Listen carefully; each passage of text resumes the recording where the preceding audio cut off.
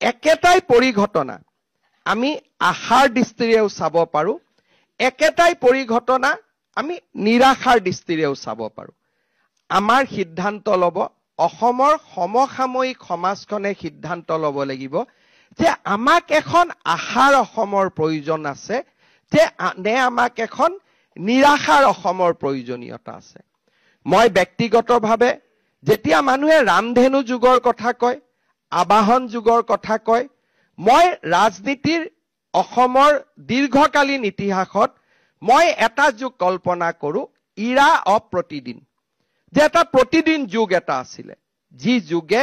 অসমৰ সমাজ জীৱনলৈ নিৰাশাৰ বাণী পঠিয়াইছিলে। এতিয়া আমি পোষ্ট প্ৰতিদিন এটা সমাজ ব্যৱস্থা নিৰ্মাণ কৰিব লাগিব,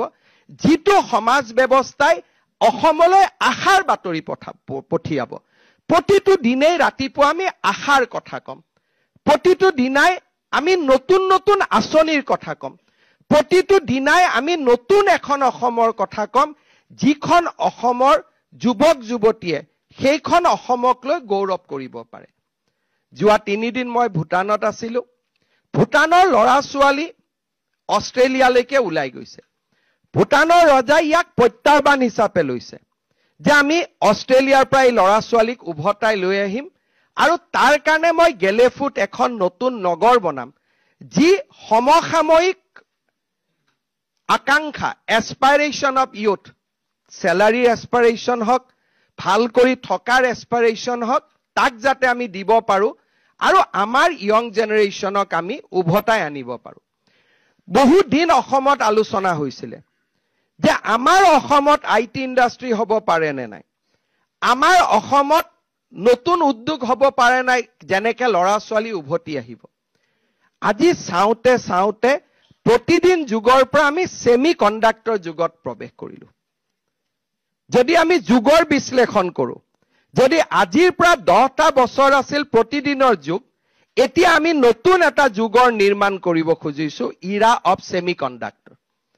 যে আমি এটা ছেমি কণ্ডাক্টৰৰ যুগ আৰম্ভ কৰিম, এটা আমি আৰ্টিফিচিয়েল ইণ্টেলিজেন্সৰ যুগ আৰম্ভ কৰিম, আমি এটা ফিউচাৰ টেকনলজিৰ কাৰণে পীঠভূমি হিচাপে এই অসমখনক নিৰ্মাণ কৰিম। আৰু সেইকাৰণে আমি এই দুইখন পুথিৰ মাজেৰে অসমৰ জনজীৱনলৈ আশাৰ বাতৰি প্ৰকাশ কৰিব চেষ্টা কৰিছো। কাৰণ এখন সমাজ আশাই জীয়াই ৰাখে, এখন সমাজ নিৰাশাই জীয়াই নাৰাখে। যদি সকলোৱে আমি নিৰাশাৰ কথা পাতো, ৰাতিপুৱা যদি সদায় বাতৰি কাকতখন পঢ়ি আমি নিৰাশা দেখো, এদিন মানুহবিলাক কৰবাত নহয় কৰবাত হতাশা হৈ যাব। আৰু সেইকাৰণে প্ৰতিটো দিনে যদি বাতৰি কাকতৰ হেডলাইন নিৰাশাৰ হয়, আমি চেষ্টা কৰো মোৰ যাতে ৰাতিপুৱাৰ টুইটটোৱে কৰবাত নহয় কৰবাত আশাৰ বাতৰি কঢ়িয়াই লৈ যায়। নিৰাশা আৰু আশাৰ মাজত অহা 10 বছৰ অসমত সংগ্ৰাম হ'ব। কাৰণ এটা যুগৰ পৰা যেতিয়া আন এটা যুগত আমি প্ৰৱেশ কৰো, মানুহে নিজৰ যি পৰিৱৰ্তন, সেই পৰিৱৰ্তনক সমসাময়িক সমাজখনে স্বীকাৰ কৰিব নোখোজে। কাৰণ সমসাময়িক সমাজখনক নিৰ্মাণ কৰিছিল এটা যুগে, যিটো যুগৰ পৰা মই নিজক পৃথক কৰিব নোৱাৰো। আজি যদি অসমৰ 45 বছৰৰ পৰা ঊৰ্ধত আমি যদি সমাজখনক আশাৰ কথা ক'ব যাওঁ, সেই সমাজখনৰ মানসপটত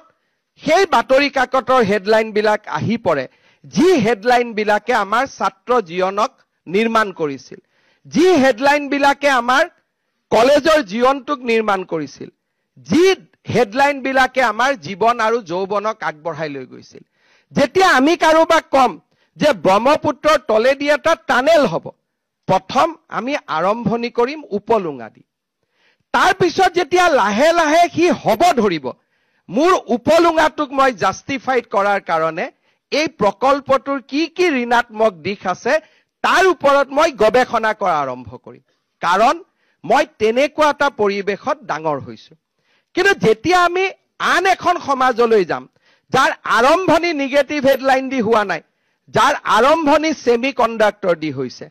যাৰ আৰম্ভণি ব্ৰহ্মপুত্ৰৰ ওপৰত প্ৰতি মাহত নিৰ্মাণ হোৱা নতুন দলঙেদি হৈছে, যাৰ আৰম্ভণি নুমলীগড় ৰিফাইনেৰী দি হৈছে, যাৰ আৰম্ভণি অসমৰ এইমছৰ যোগেদি আৰম্ভ হৈছে তেওঁলোকৰ চিন্তাধাৰা এক নতুন চিন্তাধাৰা হ'ব কাৰণ আমাৰ চিন্তাধাৰাত আমাৰ কলেজীয়া জীৱনৰ পোৱা নোপোৱা ক্ষোভ আমাৰ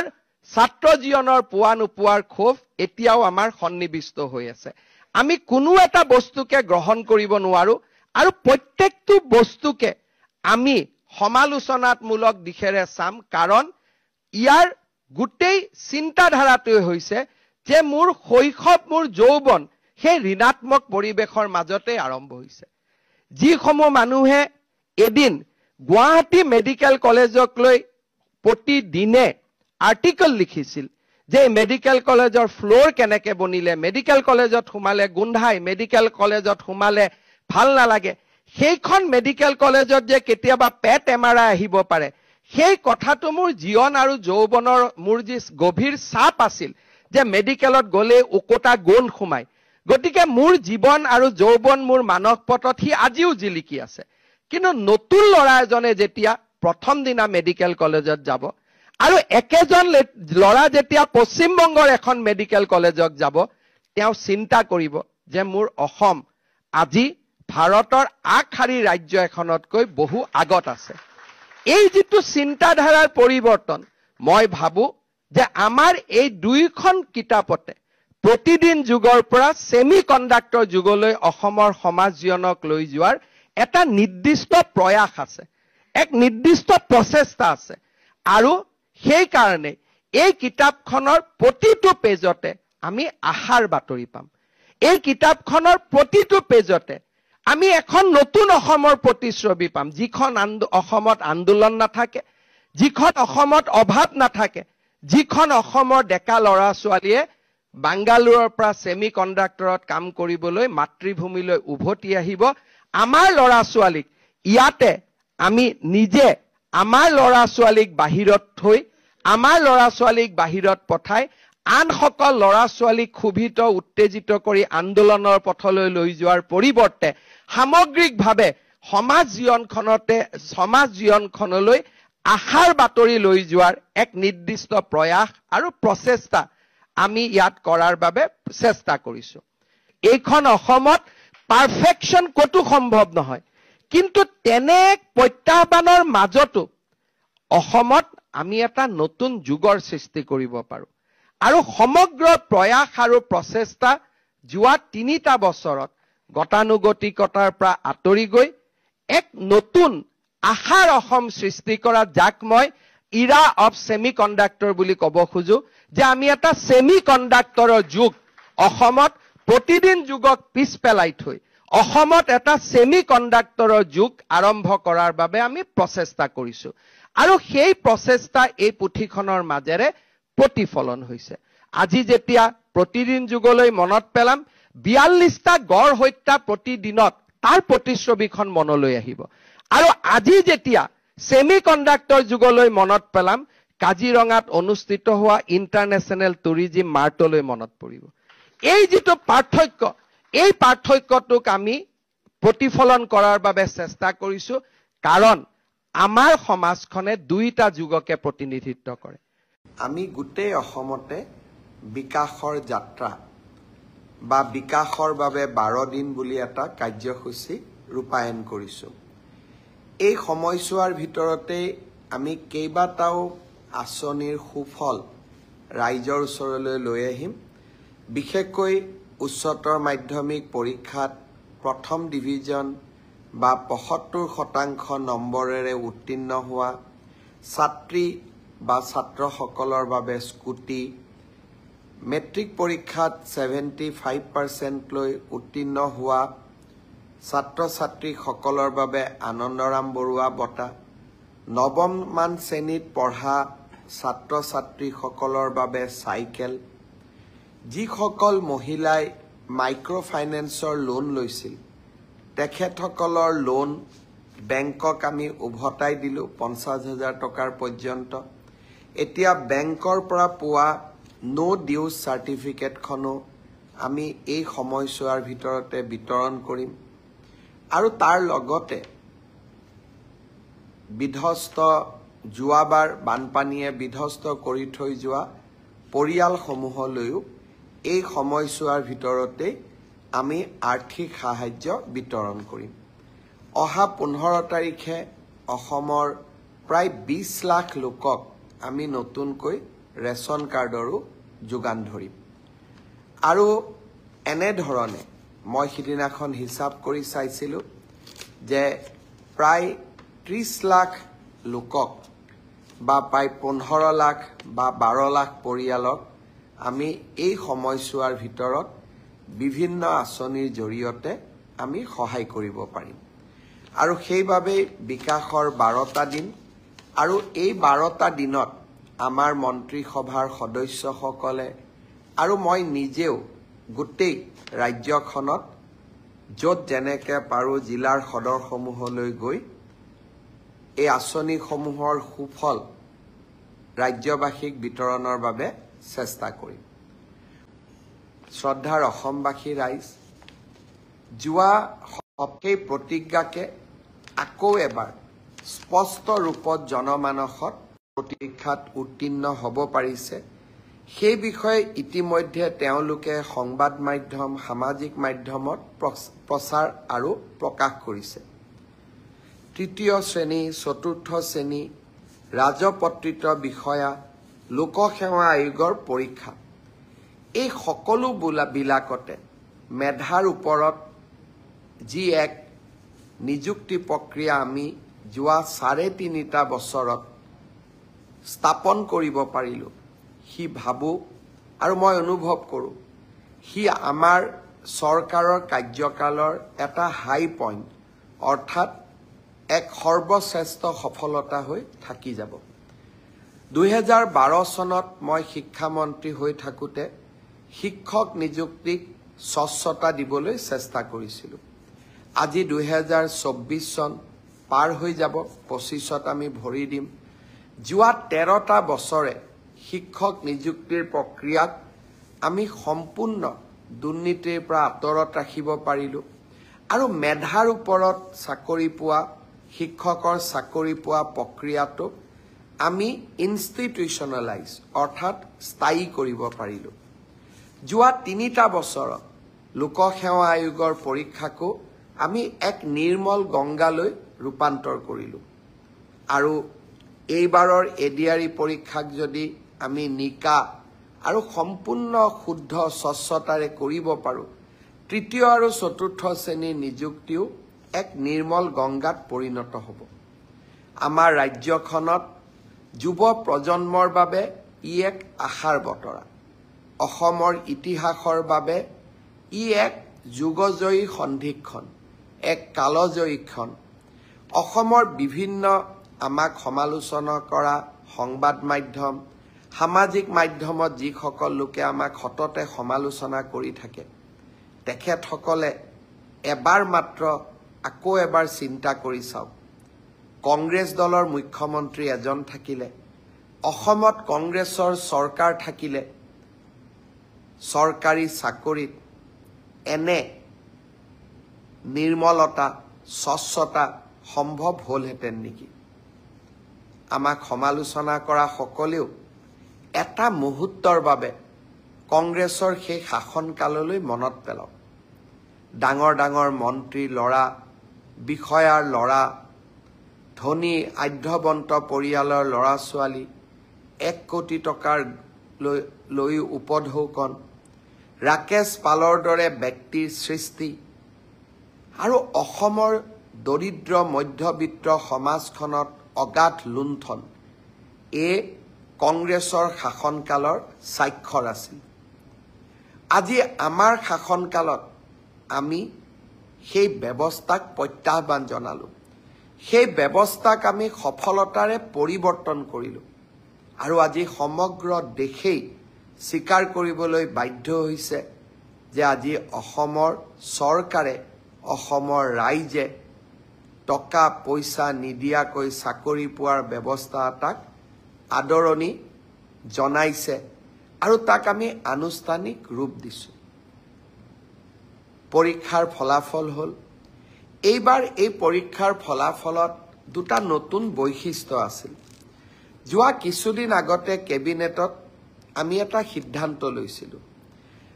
অসমৰ আটাইতকৈ আদিমতম আৰু আটাইতকৈ প্ৰাচীন জনগোষ্ঠী দুটাই আছিলে মৰাণ আৰু মটক। যিকোনো কাৰণতে শৈক্ষিকভাৱে পিছপৰি থকা বাবে সেই জাতিটোৰ পৰা আজিও দুইটা জনগোষ্ঠীৰ পৰা আজিও এজন মেজিষ্ট্ৰেট বা ডিএছপি বা লোকসেৱা আয়োগত পৰীক্ষা পাছ কৰা যুৱক যুৱতী আমি ভবা ধৰণে নিৰ্মাণ কৰিব পৰা নাছিলোঁ। মই এবাৰ প্ৰতিশ্ৰুতি দিছিলোঁ যে মৰাণ জনগোষ্ঠীৰ বাবে এটা মেজিষ্ট্ৰেটৰ পোষ্ট আৰু তেওঁলোকৰ বাবে এটা ডিএছপিৰ পোষ্ট আমি সংৰক্ষণ কৰিম আৰু তেনেধৰণে মটক জনগোষ্ঠীৰ বাবেও এটা ডিএছপি পোষ্ট আৰু আমি এটা মেজিষ্ট্ৰেটৰ পোষ্ট আমি সংৰক্ষণ কৰিম। এইবাৰ মৰাণ মটক জনগোষ্ঠীৰ স্বাগতা বৰুৱা আৰু মৰাণ জনগোষ্ঠীৰ সেউজ দহোটীয়াই এই সংৰক্ষিত আসনত ACSত উত্তীৰ্ণ হ'বলৈ সক্ষম হ'ল। ঠিক তেনেধৰণে মটক জনগোষ্ঠীৰ ত্ৰিনয়ন দত্ত আৰু প্ৰাচিত মৰাণ জনগোষ্ঠীৰ পৰা ডিএছপি পোষ্টত সংৰক্ষিত আসনত নিযুক্তি পাবলৈ সক্ষম হ'ল। ইয়াৰ উপৰিও মটক জনগোষ্ঠীৰ 3 গৰাকী যুৱক যুৱতীয়ে সুস্মিতা বৰুৱা, দিবাকৰ গোহাঁই আৰু ইন্দ্ৰাণী সেনাপতিয়ে মেধাৰ ভিত্তিত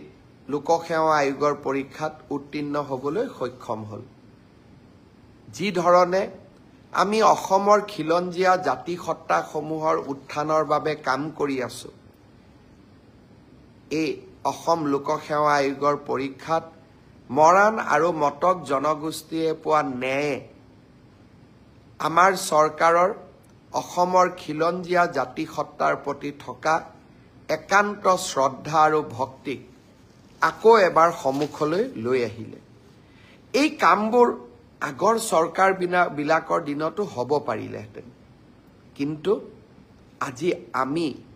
সেই দায়িত্বসমূহ পালন কৰিছোঁ আৰু সৰু সৰু কাম, যি কামসমূহে অসমীয়া জাতিৰ মাজত সমন্বয়ৰ এটা নতুন সেতু নিৰ্মাণ কৰিব, সেই কামবিলাক এটা এটাকৈ আমি সমাপন কৰিবলৈ আগবঢ়াই নিবলৈ প্ৰচেষ্টা কৰিছোঁ। মন্ত্ৰীসভাৰ সম্প্ৰসাৰণ হ'ল।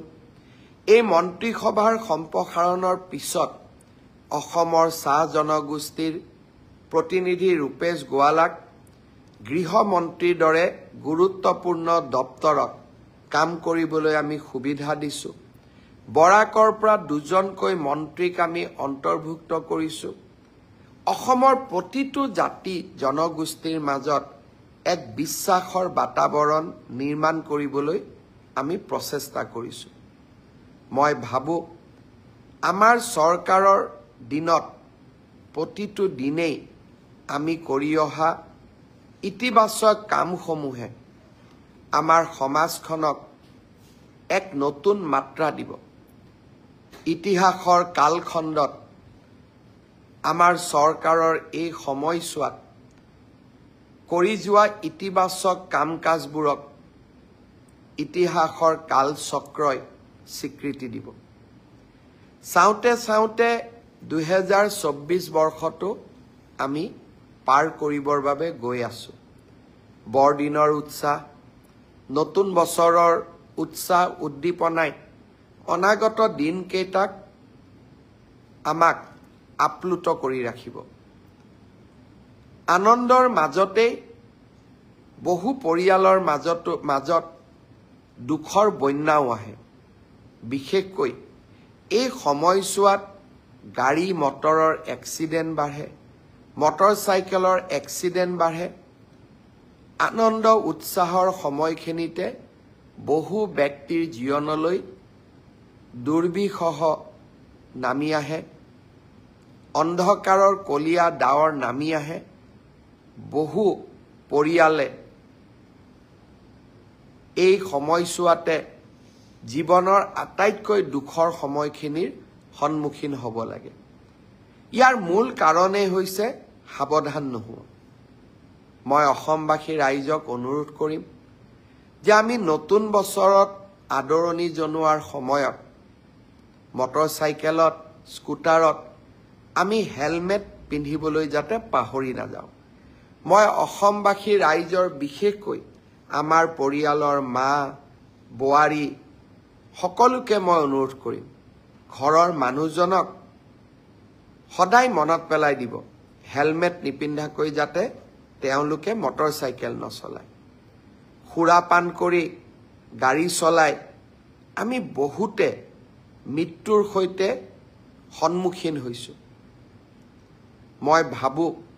সুৰাপান কৰি গাড়ী নচলোৱাটো আমাৰ বাবে এক দায়িত্ব। সেই দায়িত্ব মোৰ জীৱনৰ বাবে নহয়, মোৰ পৰিয়ালটোৱে যাতে মোৰ অবৰ্তমানত কষ্টকৰ জীৱন যাপন কৰিব নালাগে, সেয়া মোৰ পৰিয়ালটোৰ প্ৰতি দায়িত্ব। মইতো নোহোৱা হৈ যাম, মোৰ অবৰ্তমানত পৰিয়ালটোৰ উপাৰ্জন ক'ৰ পৰা আহিব, পৰিয়ালটোৱে কেনেকৈ চলিব, যি মাতৃৰ বুকু সুদা হ'ব সেই মাতৃক সেই ক্ষতিপূৰণ কোনে দিব? মোৰ অনুৰোধ, হেলমেট নিপিন্ধাকৈ এইকেইদিন, বিশেষকৈ এই 15টা দিন স্কুটাৰ, মটৰচাইকেল একেবাৰেই নচলাব। আপুনি যদিও সুৰাপান নকৰে, সন্মুখৰ পৰা অহা ট্ৰাকৰ ড্ৰাইভাৰজনে যে সুৰাপান নকৰাকৈ থাকিব তাৰতো কোনো গেৰেণ্টি নাই। সেইবাবে আমি নিজেই নিজক ৰক্ষা কৰিব লাগিব, নিজেই আমি সাৱধান হ'ব লাগিব। আপুনিও সুৰাপান কৰি গাড়ী নচলাব। লাহে লাহে শীতৰ ৰাতিবোৰ আকৌ আমাৰ মাজলৈ উভতি আহিছে। শীতকালত ৰাতিপুৱা সময়ত কুঁৱলীয়ে সমগ্ৰ পৃথিৱীখন ঢাকি ৰাখে। যোৱা বছৰ দেৰগাঁৱত হোৱা সেই দুখ লগা দুৰ্ঘটনাৰ ছবি মোৰ এতিয়াও মনত আছে। মই যেতিয়া দুৰ্ঘটনাৰ পিছত দেৰগাঁৱলৈ গৈছিলোঁ, সন্তানহাৰা মাতৃসকল, স্বামীহাৰা পত্নীসকলক দেখা পাই দুখত ম্ৰিয়মান হৈ পৰিছিলোঁ। যোৱা কেইদিনমান আগতে মই ডায়েৰী, মোৰ এই বছৰৰ ডায়েৰীখন প্ৰকাশ কৰিবলৈ যোৱাৰ বাবে ডায়েৰীৰ পাতবোৰ চাই থাকোঁতে, সেই দিনটোৰ ডায়েৰীখন পঢ়িবলৈ যাওঁতে মই পুনৰ মনত সেই একে কষ্টই অনুভৱ কৰিছিলোঁ। মই অনুৰোধ কৰিম, পিকনিক আমি খাব যাম, কিন্তু কুঁৱলী থাকোঁতে বাছখন কুঁৱলীৰ মাজেৰে চলাই লৈ যোৱাৰ কোনো প্ৰয়োজন নাই।